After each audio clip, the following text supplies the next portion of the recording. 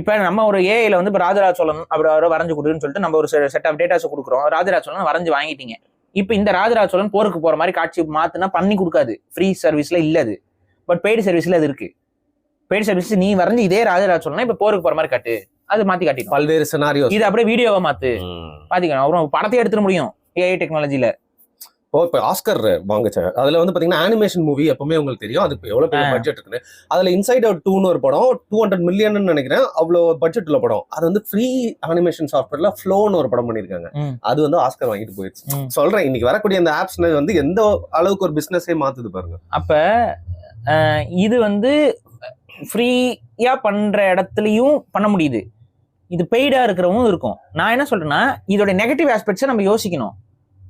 இது ஓகே நீங்க சொல்ற மாதிரி ஒரு ஃப்ரீயா பண்ணும்போது நம்மளோட கற்பனை திறன்கள் எல்லாத்தையும் மிங்கிள் பண்ணி நம்மளால ஒரு பக்காவான ஒரு விஷயத்தை உருவாக்கி காட்ட முடியும். அது